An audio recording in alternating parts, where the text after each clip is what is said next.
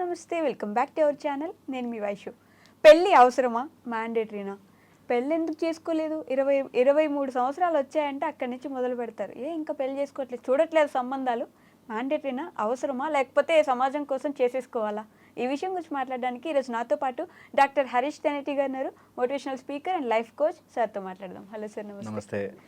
బాగున్నారు sir? Fine fine. పెళ్ళి మ్యాండేటరీనా అంటే 23, 22 రాగానే ఏంటి ఇంకా పెళ్లి సంబంధాలు చూడట్లేదా? 30 వస్తే ఇంక నీకు పెళ్ళి కావట్లేదు, పెళ్ళి కాని ప్రసాద్ అని పేరు వచ్చేస్తుంది అప్పటికి. పెళ్ళి ఏదో మ్యాండేటరీ, మనం ఖచ్చితంగా పెళ్లి చేసుకోవాల్సిందే అని ఒక ముద్ర ఎందుకు పడిపోయింది? అది రాంగ్ అండి. అంటే ఖచ్చితంగా చేసుకోవాలని లేదు. Okay, number 1 very very important.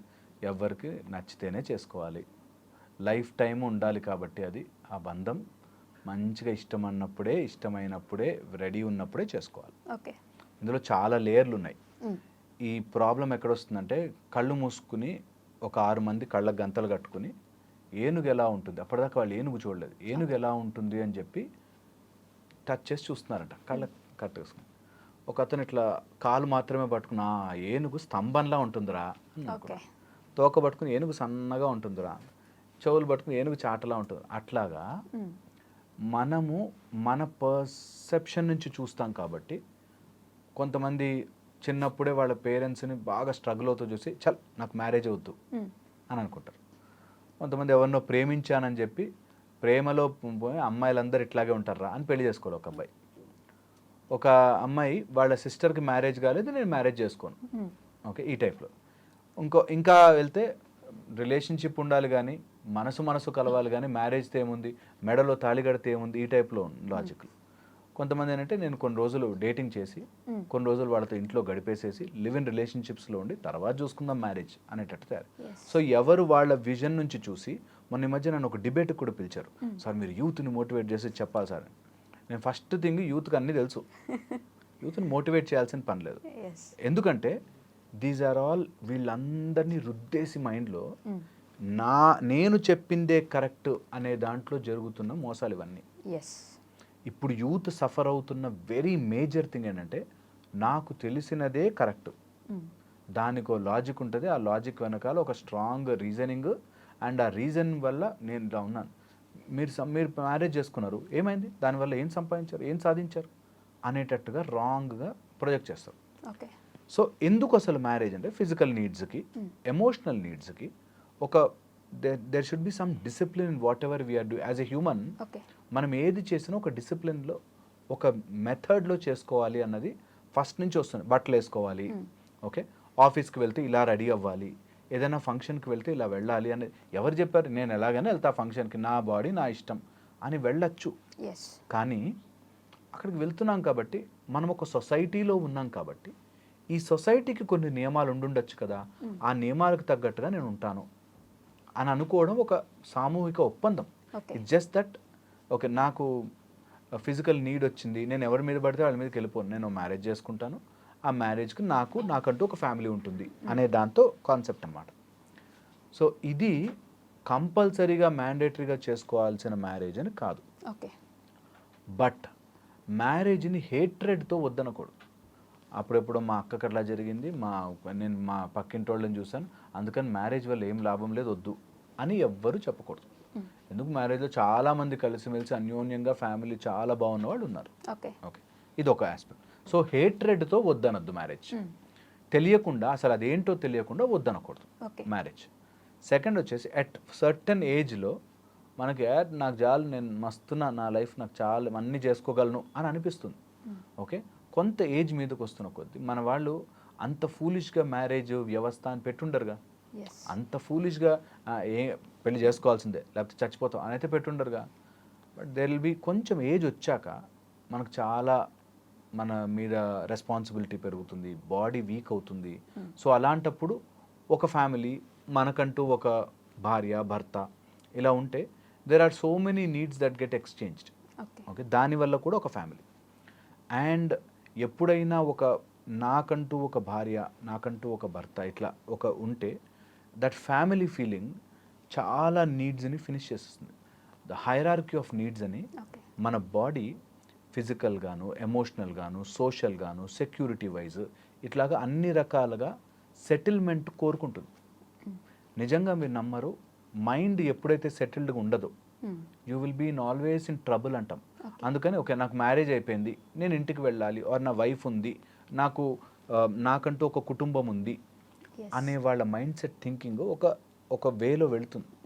ర్యాండమ్గా ఉన్న వాళ్ళకి నేను ఏదైనా చెయ్యొచ్చు అనేది, కొంత అవగాహన ఉన్న వాళ్ళకి ఫ్రీడమ్, బట్ అవగాహన లేని వాళ్ళకి అది విచ్చలవిడితనం అయిపోయే ఛాన్స్ ఉంటుంది. ఓకే, అందుకోసమే యాజ్ ఎ హ్యూమన్ ఆ విచక్షణ ఉండాలి. దట్ నేను I should not behave randomly. నేను ఏది పడితే అది చెయ్యకూడదు. నాకు కోపం వచ్చింది ఇవన్నీ బదులు కొట్టను నేను. నాకు ఒక మెథడ్ ఉంటుంది. నాకు ఆవేశం వచ్చింది, నాకు వచ్చింది, ఫాస్ట్గా కార్ నడిపే సిగ్నల్ జంప్ చెయ్యను నేను. I have that limit. Even though నాకు అర్జెన్స్ ఉన్నా నేను ఆగుతాను. అట్లాంటి కొన్ని పద్ధతులు పెట్టుకున్నాం అంతే తప్పితే అది కంపల్సరీ కాదు.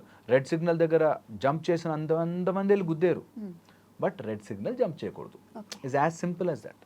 అలాగా ఒక మ్యారేజ్ అనేది నీకు ఏదైనా నీడ్ ఉంటుంది కాబట్టి దానికి ఇలా ఇలా ఇలా ఒక ప్రాసెస్లో చేసుకో. ఈ ప్రాసెస్ వల్ల నీకు జన్మలుగా ఒక భార్య అనేది, నీ లైఫ్లోకి వచ్చే ఒక భార్య అనేది జన్మలుగా లింక్ ఉంటుంది. అందుకే మనకి రుణానుబంధ రూపేణ పశుపత్ని అంటాం. ఓకే, మన లైఫ్లోకి వచ్చే యానిమల్స్ ఏవైనా సరే, or wife and husband relationship కానీ రుణము రూపంలో వస్తుంది. ఆ రుణము తీర్చుకోవడానికి సంసారంలోకి ఎంటర్ అవుతాం. చిన్నప్పుడే సన్యాసం తీసేసుకుని వెళ్ళిపోవడం వేరే, కానీ నీకు జనరల్గా బ్రహ్మచర్యము, గృహస్థ, వానప్రస్థ, తర్వాత సన్యాసం అనేది ఒక సీక్వెన్షియల్ ఆర్డర్లో పెట్టి అందులోకి వెళ్ళి అక్కడ బాధ్యతలు ఫినిష్ చేసుకుని దెన్ యూ గో టు సన్యాస. అట్లాగా. సో నిజంగా మెంటల్ మెచ్యూరిటీ వచ్చి నాకు ఇంకా వేరే వ్యక్తితో అవసరము లేదు, ఐఎమ్ ఫుల్లీ కంటెంటెడ్ ఇన్సైడ్ అనే ఆలోచన విధానం వేరు. ఓకే, నా శరీరాన్ని వ్యాపారం చేసుకుంటా అనేటట్టుగా ఉండడం మాత్రం వేరు. ఓకే, మంచి అవగాహన వచ్చింది. నాకు వైఫ్తో సంబంధం లేదండి, నేను I'm happy with in my self. It's a great state. నిజంగా చాలామంది సన్యాసులు అట్లాంటి వాళ్ళు, నాకు ఇంకొక శరీరముతో నా ఆనందాన్ని పొందాల్సిన పని లేదు నాకు. నేను ఐఎమ్ ఆల్వేస్ సచ్చిదానందంగా, నేను నాలో నేను హ్యాపీగా ఉండగలుగుతాను, నాకు ఏ నీడ్ లేదు అనుకునేవాళ్ళు వెరీ గుడ్, కంపల్సరీ. కానీ దాన్ని నేను బాధ్యత తీసుకోలేను ఇప్పుడు, నాకు ఇంక మ్యారేజ్ నా అబ్బో అవన్నీ బాధ్యతలు నాకు వద్దు అనేటట్టుగా నేను ఇష్టం వచ్చినట్టుగా ఎక్కడికంటే అక్కడికి పోవచ్చు కదా. మొన్న ఈ మధ్యలో ఇలా మాట్లాడుతుంటే, వంట కావాలంటే భార్య ఎందుకు, హోటల్లో తెచ్చుకోవచ్చు, ఇంకేమైనా కావాలంటే భార్య ఎందుకు, అక్కడికైనా వెళ్ళచ్చు, లేకపోతే నాకు నేను సంపాదించుకున్నంత నేనే తినచ్చు, ఇంకెవరికి పెట్టనవసరం లేదు, ఈ టైప్లో నేను సంపాదించిన భార్యకి ఎందుకు పెట్టాలి, ఈ టైప్లో సమ్ డిస్కషన్స్ అవుతాయి. ఏదో మాట్లాడాలి అంటే మాట్లాడాలి అన్నట్టు. అలాగా హేట్రెడ్ ద్వారా వద్దనుకోకండి. మ్యారేజ్ చేసుకుని ఒక మంచి ఫ్యామిలీ, ఆ ఫ్యామిలీ లైఫ్ని ఎంజాయ్ చేయండి, దెన్ స్లోగా ఇద్దరు కలిసి క్రతువులు చేయండి. అట్లా మనకు ఒక ప్రాసెస్ పెట్టారు. It is not just simply నువ్వు ర్యాండమ్గా ఉండిపోని. సో అందుకని దీన్ని ఒక వ్యవస్థలాగా చేసి, మ్యారేజ్ వ్యవస్థ, దీనిలో తప్పులు చేసేవాళ్ళు, దాన్ని వాడుకుని మేల్ డామినేట్ చేసేవాళ్ళు మస్తు మంది ఉన్నారు, లేరని చెప్పట్లేదు. కానీ మ్యారేజ్ అనేది ఒక పక్కడ్బందీ వ్యవస్థ టు కంట్రోల్ యువర్ మైండ్. చాలా మైండ్ని కంట్రోల్ చేయడానికి నేను ఏది పడితే చేయను, అసలు నాకు కుటుంబం ఉంది, నాకు పిల్లలు ఉన్నారు, పెళ్ళాం ఉంది, భర్త ఉన్నాడు, I have a system to live on అనేది ఒక మనిషిగా చాలా అవసరం. మైండ్ ఇన్సేన్ ఉంచుతుంది, లేకపోతే ఇన్సేన్ అయిపోతాం. ఓకే, అది అందరికీ కాదు నేను అంటుంది. నిజంగా మెంటల్ మెచ్యూరిటీ ఉంది బాగా, దట్ నాకు అవసరం లేదు, I don't need anyone out side అని అనిపిస్తే వెరీ గుడ్. లేదట్లా కాకుండా నాకు బాధ్యతలు వద్దు కాబట్టి నేను ఎట్లుంటా, నాకు ఇవన్నీ నేను డబ్బులు ఖర్చు పెట్టను, నా డబ్బులు నాకే కావాలి, ఇలాంటి వాటితో వెళ్ళకండి. ఇదంతా వెస్టర్న్ ఇన్ఫ్లుయెన్స్డ్ అండ్ సగం తెలివితో వస్తుంది అక్కడ. దాని తర్వాత ఎలా అయిపోతుందంటే, ఒక స్టేజ్ వచ్చాక ఎవడో ఒకడు ఉండాలి కదా అని చెప్పి లైఫ్లో యాక్సెప్ట్ చేసి అట్లాగా you will mess up things. And ఒక ఇంపార్టెంట్ పాయింట్ ఇక్కడ చెప్తాను, ఏ వయసులో ఆ ముచ్చట జరగాలి, జరిగితే కొంచెం మనకు ఒక ఆర్గనైజ్డ్గా వెళ్తుంది. ఇప్పుడు నేను అలా ఆర్గనైజ్డ్గా వెళ్ళకపోతే ఛాన్సెస్ ఆఫ్ ఖయాస్ ఎక్కువ ఉంటుంది. సపోజ్ ఫర్ ఎగ్జాంపుల్ 45 yearsకి రియలైజ్ అయ్యారు వాళ్ళు మ్యారేజ్ చేసుకోవాలి అని, అప్పటిదాకా నాకు అవసరం లే అనుకున్నారు, బట్ 45 years కానీ 45 yearsకి మ్యారేజ్ చేసుకోవాలంటే 42, 43 వయసు వచ్చిన వాళ్ళంతటి వరకు అలాంటి వాళ్ళు దొరుకుతారు. 20 years అబ్బాయి అమ్మాయి అయితే దొరకరు. సో 43 వరకు వాళ్ళు కూడా వెయిట్ చేశారంటే వాళ్ళకి అంత మెంటల్ మెచ్యూరిటీ ఉండాలి, లేదంటే వాళ్ళు ఆల్రెడీ ఎక్కడో ఫెయిల్ అయిపోయో, లేకపోతే వాళ్ళని రిజెక్ట్ చేసో, లేకపోతే వాళ్ళు ఏదో నార్సిస్టిక్ ఉండో అలాంటి వాళ్ళు దొరకాలి. ఈ టైప్లో you will complicate things more. Okay. అందుకని మ్యారేజ్ కొంచెం అర్లీగా చేసుకొని 25, 27 మ్యాక్సిమం మ్యారేజ్ ఫినిష్ చేసుకుంటే ఆ ఎపిసోడ్ అయిపోయింది. You have your family, your living and ఒక బ్యూటిఫుల్ ఫ్యామిలీ స్ట్రక్చర్ డెవలప్ చేసుకోవడానికి అనేటట్టుగా తయారైంది. ఓకే. దీనిలో చాలా ఉన్నాయి. ఇట్ ఈస్ నాట్, నేను చెప్తున్నాను కదా, it is not that simple to answer. అంత స్ట్రైట్ ఫార్వర్డ్గా ఇది ఇది ఇది అని చెప్పలేం. కానీ బట్ ఒకవేళ ఆలోచిస్తే నేను యాజ్ ఎ ఫ్యామిలీ పర్సన్గా బ్యూటిఫుల్ ఉంటుంది ఫ్యామిలీ లైఫ్ నాకు పర్సనల్గా కదా. సో ఎవరైనా ఫ్యామిలీ వేస్ట్ అని వద్దు, అట్లా అనుకోవద్దు. మీరు వేస్ట్ అనొద్దు, బెస్ట్ అనొద్దు. ఓకే. స్లోగా యూ లెర్న్ అబౌట్ ఇట్. మీ మనసుకు నచ్చిన వాడిని చేసుకోండి, వాళ్ళతో ఉండండి. అండ్ మనసుకు నచ్చిన వాళ్ళు ఒకళ్ళు ఉంటే చాలు కదా. గల్లీ గల్లీకి ఒక మనసు నచ్చిన వాళ్ళు ఉండడం అవసరం లేదు. నిజంగా ఈరోజు జరుగుతున్నాయి అట్లా. జస్ట్ మనకి కొన్ని రోజులు వీళ్ళతో డేట్ చేస్తా, కొన్ని రోజులు వాళ్ళతో డేట్ చేస్తా, అట్లా వద్దు, అవసరం లేదు. జస్ట్ ఒకళ్ళు and finish off that episode is part of an episode over. నేను నెక్స్ట్ లైఫ్లో ఇంకేదైనా ముందుకు వెళ్ళడానికి ట్రై చేసుకోవాలి. ఈ మధ్య కాలంలో ఎందుకని పెళ్ళిళ్ళు అంటే అమ్మో పెళ్ళి అసలు మాకొద్దు, బాధ్యతలకి కట్టుబడకండి. సో బాధ్యతలు ఎందుకు, why do have to take that responsibility అని ఒక విధంగా చాలా గొప్పగా ఆలోచిస్తున్నట్టు, ఒక విధంగా చాలా వర్స్ట్గా ఆలోచిస్తున్నట్టు. నాకు బాధ్యత తీసుకునే స్థితి లేదు ఇప్పుడు, నేను బాధ్యతకు రెడీ లేను అని ఆలోచించడం వేరు, నాకు బాధ్యతలు వద్దురాబాయి నేను ఇట్లా ఉండడం అనేది వేరు. ఓకే. సో అట్లా ఆ చిన్న చిన్న డిఫరెన్సెస్ వల్ల దూరం, నేను ఫస్ట్ చెప్పాను కదా ఏనుగును ఒకలా చూసినట్టు, ఇప్పుడు మనం కమెంట్స్లో కూడా చూస్తాం ఎవరికి నచ్చినట్టుగా వాళ్ళు చెప్తూ ఉంటారు. ఓకే, తప్పు లేదు, ఎవరి ఫీలింగ్ వాళ్ళకు ఉంటుంది. కానీ అదే కరెక్ట్ అని రుద్దడం అనేది మాత్రం రాంగ్. సో అందుకని మ్యారేజే చేసుకోకూడదు ఈజ్ రాంగ్, మ్యారేజ్ చేసుకునే తీరాలి mandatory is also wrong. So అట్లా I got you into full circle. Yes. అంటే లాస్ట్లీ నిజంగానే వాళ్ళ మేబీ ఫినాన్షియల్ ఇండిపెండెన్స్ అంత ప్రాపర్గా సంపాదించట్లేదు, ఇప్పుడు నన్ను నేనే చూసుకోలేకపోతున్నాను, ఇంకొక ఫ్యామిలీని తీసుకొచ్చి నా ఇంట్లో పెట్టుకోవడం ఐ డోంట్ ఫీల్ రైట్ అని అంటుంటారు. సో నాదే సంపాదించని లేను అందుకని తీసుకురావట్లేదు, రేపు పొద్దున్న డబ్బులు వచ్చాక అప్పుడు తెచ్చుకుంటామా, 60 yearsకి నీకు బాగా కోట్లు వచ్చాక. So that's the problem. అందుకని ఏ వయసుకు ఆ ముచ్చట జరిగిపోవాలని ఎందుకంటారంటే, నువ్వు డబ్బు లేదు కాబట్టి నేను ఫ్యామిలీని తెచ్చుకోలేను ఈజ్ వన్ ఆస్పెక్ట్. నీకు డబ్బు 60-70 ఏళ్ళకి వచ్చిందంటే అప్పుడు తెచ్చుకోలేవు. సో అందుకని నీకు ఏ ఏజ్లో ఉన్నప్పుడు నువ్వు మంచిగా చదువుకునే స్టేజ్లో చదువుకున్నావు అనుకో, నేను చదువు ఎప్పుడైనా చదువుకోవచ్చండి అని 70 ఏళ్ళకి చదువుతానంటే కాదు కదా. సో అట్లాగా మనకి ఇన్ని రోజులు సర్వైవ్ అవుతున్న ఏ సిస్టమ్ అయినా సరే, టైం టెస్టెడ్ సిస్టమ్స్ ఏవైనా సరే చాలా ప్లస్లు మైనస్లు చూసి ఈ సిస్టమ్కి వచ్చి ఉంటాయి. చాలామంది ఏంటంటే అది లేదు, ఇప్పుడు మనకి నేర్పిస్తున్న ఇప్పుడు ఇంకొక దాని కాంటెంపరీ ప్రాబ్లం ఏంటంటే మన విద్యా విధానం బాగాలేదు. ఇది చాలా ఈజీ చెప్పడం, ఆల్టర్నేట్ విద్యా విధానం చూపించండి, చాలా కష్టమైపోతుంది.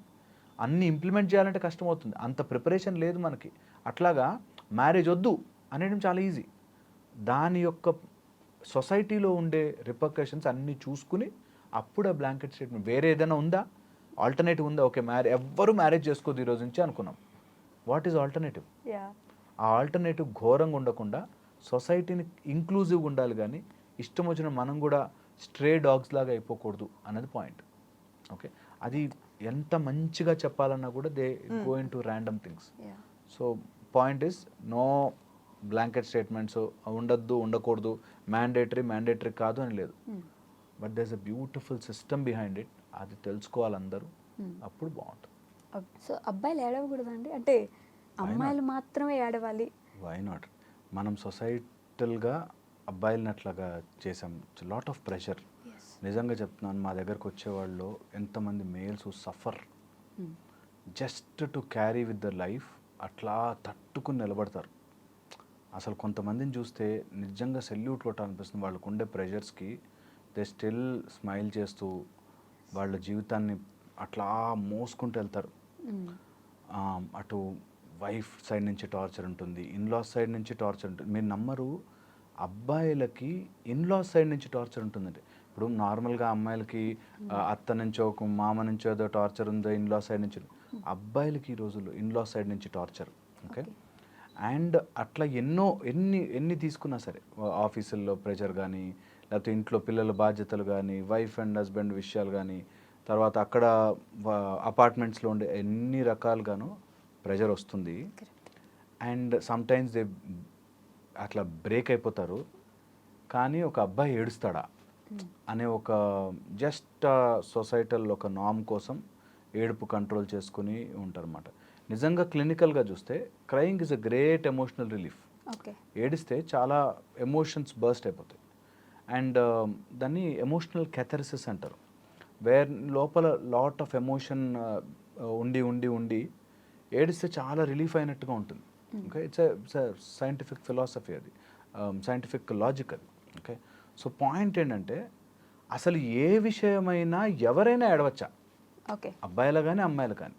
మనం ప్రయారిటీగా అబ్బాయిలకు పెడుతున్నాము, బట్ అసలు ఏడవచ్చా అనేది చాలా చాలా ఇంపార్టెంట్. ఏడుపు is considered as a highest emotion. Okay, ఎవరి కోసమైనా కన్నీరు కార్చడం అనేది highest form of emotion. So దానిని మీరు దేనికోసం వాడుతున్నారు అన్నది మైండ్లో పెట్టుకోవాలి.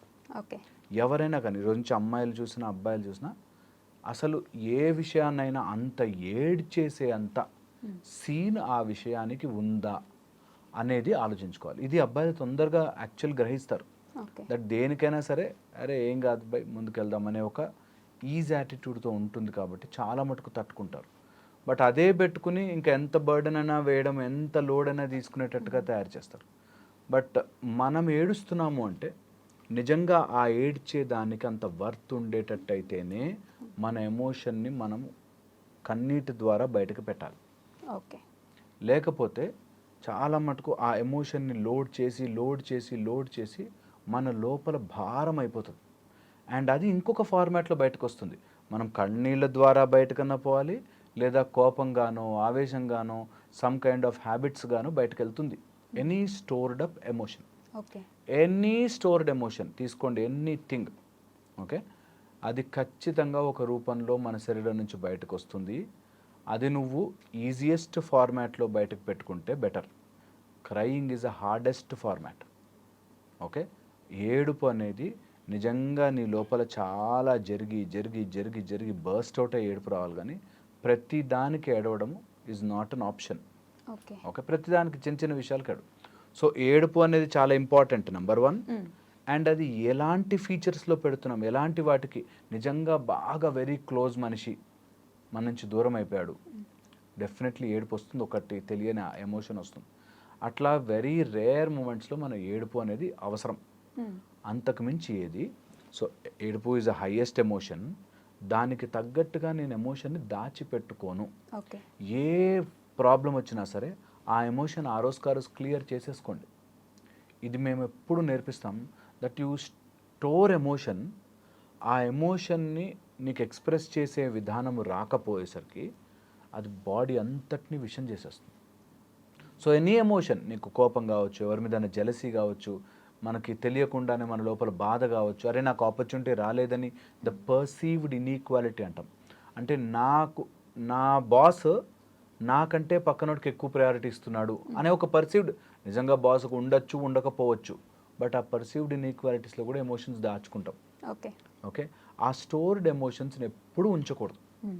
బేసిక్గా అంటే ఇందాక మీరు అన్నట్టు అలాంటి సిచ్యువేషన్స్లో కూడా, ఫర్ ఎగ్జాంపుల్ రఘువరన్ బీటెక్లో వాళ్ళ మదర్ చనిపోతే ఆయన కామ్గా కూర్చుంటాడు, ఏడవడు. నా వల్లే జరిగిపోయింది, అందుకే ఇట్లా జరిగింది అనే ఒక బాధతోటి అలా కూర్చొని ఉంటాడు. చాలా రోజులు దాచిపెట్టుకొని ఎప్పుడో ఒక రోజు ఏడుస్తాడు. అలా కూడా ఏడవకుండా ఉండే వాళ్ళు ఉండిపోతారు కదా. అంటే లోపల ఎమోషన్ ఉంది, బయటకు బలవంతంగా ఏడుపు కాపుకోవడం ఇస్ రాంగ్ అంటున్నా. నీకు ఎమోషనే లేదనుకో, సో చిన్న చిన్న విషయాలకి ఎమోషనల్ అవ్వాల్సిన అవసరమే లేని దానికి ఏడవడం వేరు. ఓకే, చిన్నగా ఏదో దెబ్బ తగింది అబ్బా అని ఏడుస్తూ కూర్చున్నాడు, that is senseless. At the same time నాకు చాలా ఎమోషన్ ఉంది కానీ ఏడవను ఈజ్ అ రాంగ్ థింగ్. అలా ఎప్పుడు చేయకూడదు. అండ్ ఏడుపు వచ్చేంత సీన్ ఉంటే హ్యాపీగా ఏడవచ్చు, ఏం వీక్నెస్ కాదు. ఏ అబ్బాయికి కూడా అయ్యో ఏడిస్తే వాడు వీక్ ఫెలో అని కాదు. అసలు ఎక్కడ మొదలైందంటారు సార్? నిజంగా ఎవరు స్టార్ట్ చేశారు? Very wrong thing. అబ్బాయిలు ఏడవ ఎందుకు వచ్చిందంటే మ్యాస్కులనిటీని చాలా బ్రేవ్గా ధైర్యంగా ఏడుస్తావా చిన్న అమ్మాయిలాగా అనేటట్టుగా తీసుకొచ్చారు. గాజులు దొడుక్కుని కూర్చున్నావా, ఏడుస్తావా, నువ్వు చీర కట్టుకోరా, ఈ టైప్లో అమ్మాయిలు ఏడుస్తారు, వీక్గా ఉంటారు. అబ్బాయిలు అంటే మ్యాస్కులనిటీ అనేటట్టుగా చూపిస్తారు. ఆల్ఫా మేల్ వచ్చిన తర్వాత మరి ఎక్కువైపోయింది. ఇది ఇప్పటిది కాదు, ఎప్పుడు స్టోయిక్ ఫిలాసఫీ ఇది. స్టోయిసిజం ఉన్నప్పటి నుంచి ఉంది, లాంగ్ ఎగో. దట్ అబ్బాయిలు ఎప్పుడు మస్కులర్ ఉండాలి, స్ట్రాంగ్ ఉండాలి, చిన్న చిన్న వాటికి భయపడకూడదు, అండ్ అమ్మాయిల్ని డామినేట్ చేయాలి. ఈ టైప్లో mentality is from way long, ఎప్పటి నుంచో వచ్చింది అది. ఓకే, ఇది మ్యాస్కులైనిటీకి ఏడుపుకి లింక్ పెట్టారు. నువ్వు కూర్చుని ఏడుస్తావా, యుద్ధం చేయి, ఫైట్ చేయి, ఆ టైప్లో. అది ఈ రోజుల్లో it's not relevant. Yes. Okay, first. Second వచ్చేసి నిజంగా ప్రతి దానికి ఏడుస్తున్నావు అంటే నిజంగా ఏదో ప్రాబ్లం ఉంది. అది అమ్మాయికి అబ్బాయికి అని కాదు, దేనికి కూడా అంతే సీన్ ఇవ్వకూడదు. ఓకే, చాలా ఇంపార్టెంట్. అండ్ ఎప్పుడైనా ఇట్లాంటి ఎమోషనల్ స్టోరేజ్ అవుతున్నప్పుడు నువ్వు దేనికో అంత బాధపడిపోతున్నావు ఏంటి అనేది ఎంక్వైరీ చేయడం రావాలి. ఓకే, మనం క్రై చేసినప్పుడు ఆ ఏడ్చి that releases emotions and normal అయిపోయామని అనుకుంటాం. సో చాలా ఇంట్రికేట్గా పట్టుకుంటే అసలు ఏదైనా నన్ను ఎందుకు ఎఫెక్ట్ చేస్తోంది అనేది చాలా ఇంపార్టెంట్. ఒక గర్ల్ ఫ్రెండ్ వదిలేసింది, ఒక 4 years బ్యాక్ వరకు అమ్మాయి లేదు, హ్యాపీగా ఉన్నావు, బతికావు. 4 years నీ లైఫ్లో ఒకళ్ళు జాయిన్ అయ్యారు, మళ్ళీ అమ్మాయి వెళ్ళిపోయింది, నీకేం కాలేదు అక్కడ, nothing happened. Something he's come, something he's gone. నువ్వు మధ్యలో ఉండి అదంతా ఎమోషనల్లీ దాచిపెట్టుకున్నావు కాబట్టి బాధ. సో ఎనీ బాధ నువ్వే తయారు చేసుకుని, నువ్వే ఆ ఇమేజ్ క్రియేట్ చేసుకుని, నువ్వే దానికి డ్యామేజ్ అయినట్టు ఫీల్ అయ్యి ఏడుస్తావు. ఎనీథింగ్ తీసుకోండి, ఎనీథింగ్ ఈ ప్రపంచంలో ఏమీ లేకుండా వచ్చాం, ఒక ఇల్లు కట్టుకున్నాం, ఆ ఇల్లు ఏదో పోయింది, ఏడుస్తాం కూర్చొని. అరే ఏం లేకుండా వచ్చాం రా, వి కేమ్ విత్ ఎంటీ హ్యాండ్స్తో పోతాం, ఏం తీసుకుపోము. దానికి ఏడవలసినంత సీన్ లేదు. అంటే కష్టపడి ఇల్లు కట్టుకున్నాను, లేకపోతే నా గర్ల్ ఫ్రెండ్తో నాకు అన్ని ఎమోషన్స్ ఉన్నాయి అంటే మళ్ళీ కష్టపడి మళ్ళీ ఇల్లు కట్టుకో, మళ్ళీ ఆమె కాకపోతే ఇంకొక లైఫ్లో ఇంకా చాలామంది వస్తారు. As simple as that. నీ ఏడిచినంత మాత్రాన ఏదైనా రిటర్న్ వస్తుంది అంటే అందరం కలిసి ఏడుద్దాం సామూహికంగా, రాదు. చాలా చాలా ఇంపార్టెంట్. సో అందుకని ఆ ఎమోషన్ని తీసుకొని వద్దు, ఆ తీసుకున్న దానికి బాధపడవద్దు. ఎందుకు వద్దు అంటున్నానంటే you will start generating lot of negative hormones, lot of bad things in your body. Chemically చాలా అదైపోతాం, ఎమోషన్ దాచిపెట్టి విషం అయిపోతాం బాడీ అంతా. So never do that. Okay, and ఎప్పుడైనా అట్లా అనిపిస్తే, సపోజిడ్లీ లోపల బాధ ఉంది అండ్ అది బయటకు రావట్లేదు, ఏడుపు రూపంలో కూడా రావట్లేదు, మంచి జాగ్ చేయండి, బిల్డప్ యువర్ బాడీ. ఎప్పుడు అంటుంటాను, when your mind is not ready, prepare your body. ఇది చాలా ఇంపార్టెంట్. సినిమాలో సూర్య కూడా చెప్పిండు అలాగే ఇది, that when your mind is not ready, absolutely prepare your body. జిమ్కి వెళ్ళాలి, వెయిట్ లిఫ్ట్ చేయాలి, మంచిగా మాస్కులైనిటీ తయారవ్వాలి. దట్ వే నువ్వు your weakness of something hurting me, ఏదో నన్ను గుచ్చి బాధ పెడుతోంది అన్నది అవసరం లేదా, ముళ్ళు తీసి పక్కన పెట్టాము, కొంచెం కట్టుకున్నాము, ముందుకెళ్ళిపోయాము లైఫ్లో అనేది రావాలి. నిజంగా emotional pain is just like a physical injury. ఇది సైంటిఫికల్లీ ఎన్గ్రేవ్డ్ దట్ ఏదైనా దెబ్బ తగిలితే వచ్చే హార్మోన్స్, ఎమోషన్స్తో గుచ్చుకుని వచ్చే హార్మోన్స్ సేమ్ ఉంటాయి, పెయిన్ ట్రాన్స్ఫరింగ్. సో అలాంటి పెయిన్ని, గుచ్చుకుంది ఏదో బాధేసింది, ఎవరో వదిలేశారు, లేకపోతే కట్టుకున్నాం అంతా కూలిపోయింది, ఏదో జరిగింది, జస్ట్ అది గుచ్చుకుంది, ఆ రోజు బాధ అనిపించింది, జస్ట్ ఆ పిన్ తీసాం, పక్కన పడేసాం, మళ్ళీ హీల్ అవుతుంది, మళ్ళీ ముందుకెళ్తాం. ఇది రావాలి. ఇలా లేకుండా చిన్న చిన్న వాటికి బాధపడడం, ఎమోషనల్, నాకు ఏడిస్తే బాగుంటుంది అని ఏడుస్తూ కూర్చోవడం అనేది ఈజ్ కన్సిడర్డ్ వీక్. ఫిజికల్లీ కూడా, హెల్త్ వైజ్ కూడా, ప్రతిదానికి ఏడు.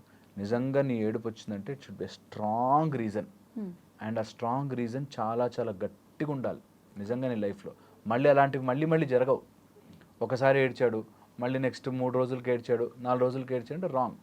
మా ఒక రీసెంట్గా ఒక కేసు అనమాట, హస్బెండ్ కొడతాడు, ఈమె ఏడుస్తుంది, అయ్యో నువ్వు ఏడుస్తున్నావు అని అందుకని అనలేదే, అందుకని చెప్పలేదే, నువ్వు అర్థం చేసుకోవే నా బాధ అని మళ్ళీ ఒక వారం రోజులు కలుస్తారు.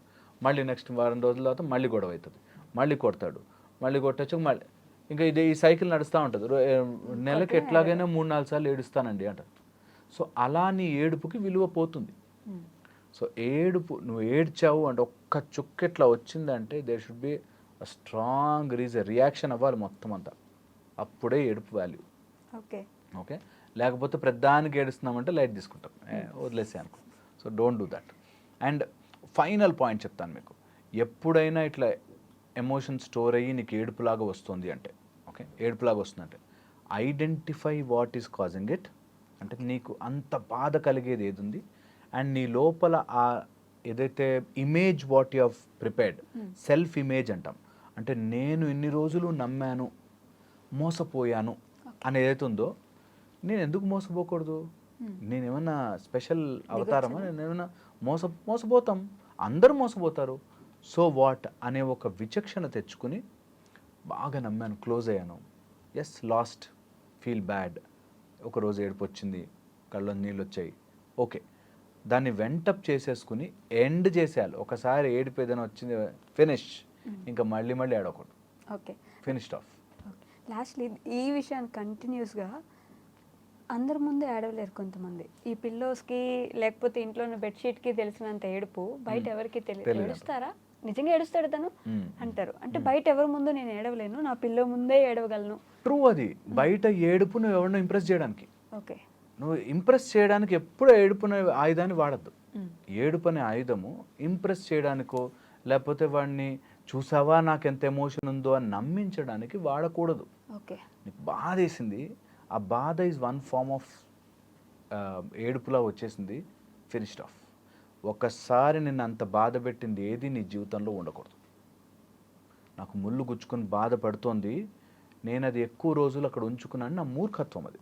నాకు నొప్పి వచ్చింది, ఏడుస్తాను, కానీ అది అక్కడే ఉంది అంటే మూర్ఖత్వం, తీసి పక్కన పడేయాల్సిందే. అలా నిన్ను ఏడిపించేంత బాధ పెట్టేది ఏది నీ జీవితంలో ఉండకూడదు. యాజ్ ఎ లైఫ్ కోచ్ మా పని చాలా ఈజీ తెలుసా, చాలా ఈజీ. అందరి తప్పులు ఎతకడం, అది తప్పు చేయొద్దని చెప్పడం చాలా ఈజీ నిజంగా.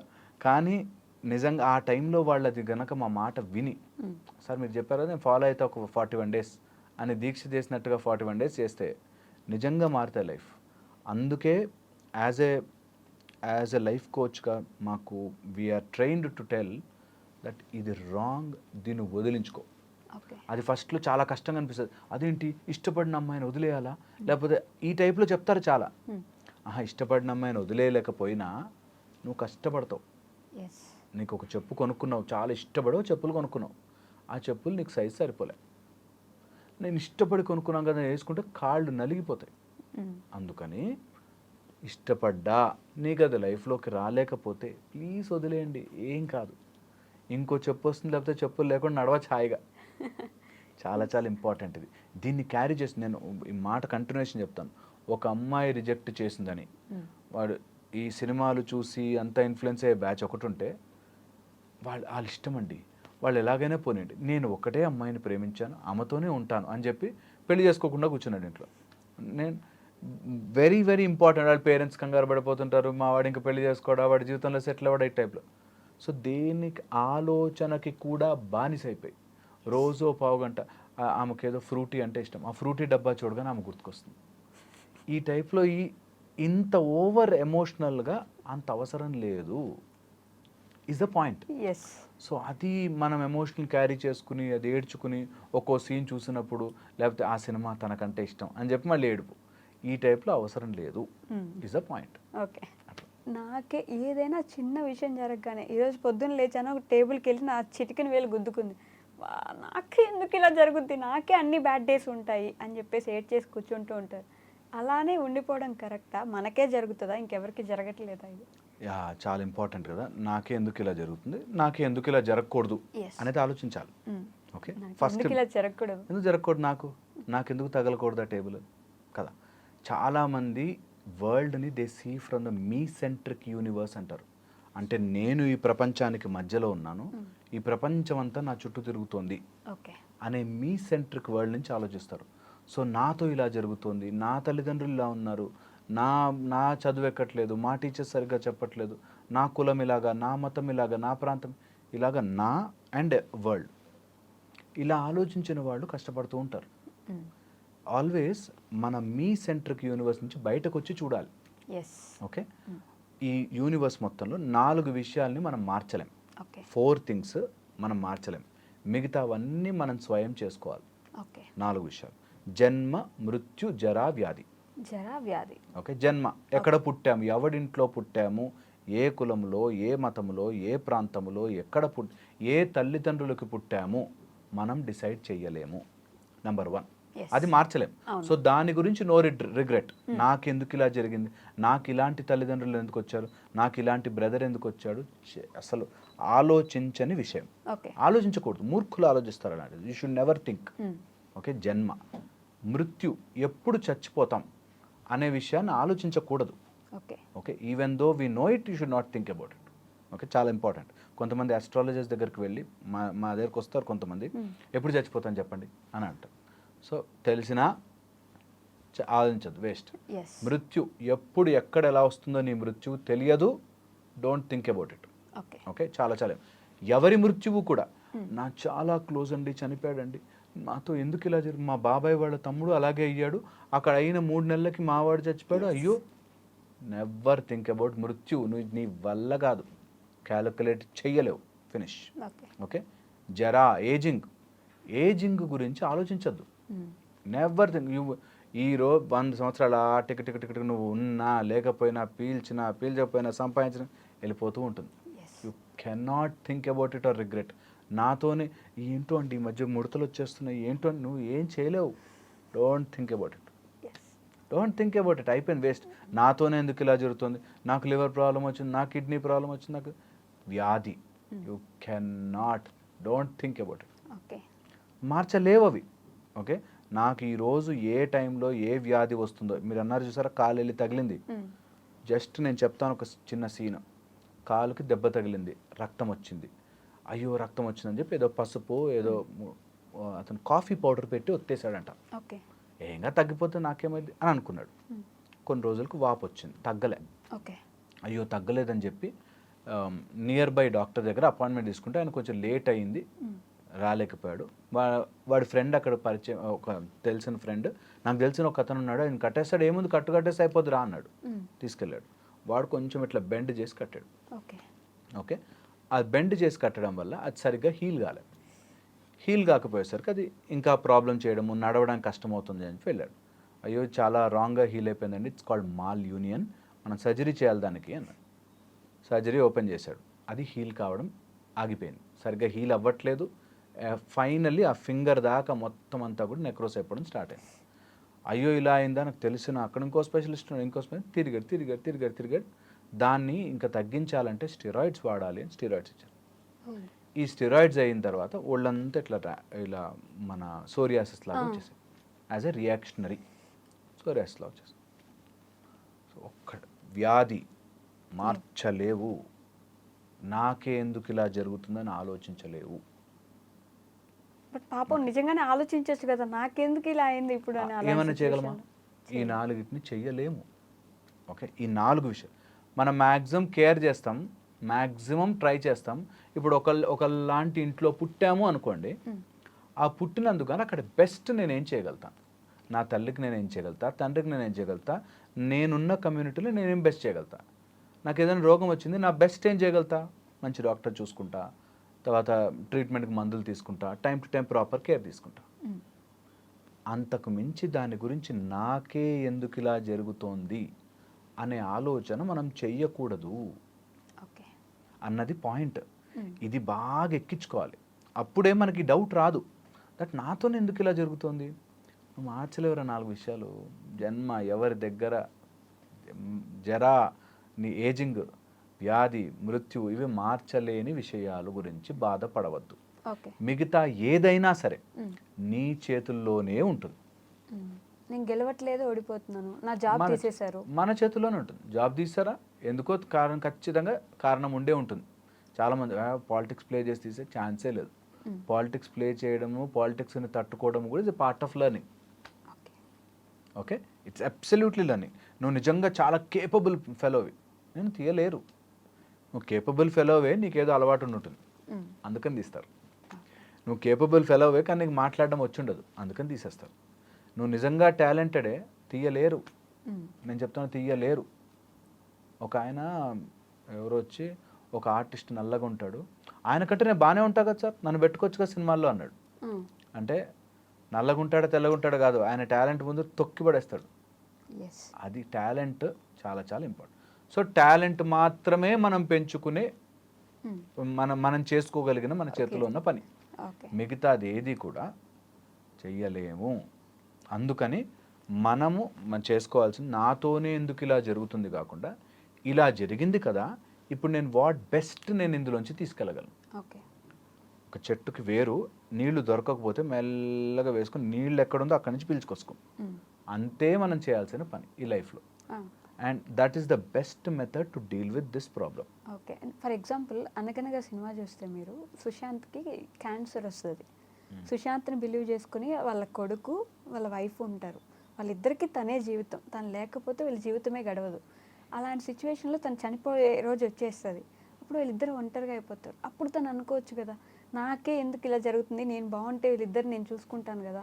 అనుకుంటారు. అనుకుంటే ఏమైనా చేశారా? That's the point. నేను చెప్పేది ఏంటంటే మనకి అనుకోవడానికి ఆ ఫీల్ నాతోనే ఎందుకు ఇలా జరుగుతుందని బాధపడే కంటే నేను ఇప్పుడున్న దాంట్లో what best I can do అన్నది తప్ప ఇవి అనుకునేడానికి మనకు ఆప్షన్ లేదు అంటున్నా. ఎందుకంటే నాతో ఎందుకు ఏది జరుగుతున్నా సరే నా ఇన్వాల్వ్మెంట్ ఈ 4 తప్ప మిగతా అన్నిట్లో నా వల్లే. నాకు క్యాన్సర్ ఎందుకు వచ్చింది అంటే నా ఫుడ్ హ్యాబిట్స్ వల్లే. నాకు ఇంకోటి ఏదో జరిగిందంటే అవి మార్చుకోగలుగుతాను, వీటిని మార్చలేను. జెనెటికల్గా కొన్ని క్యాన్సర్స్ కోడే ఉంటాయి జెనెటికల్గా.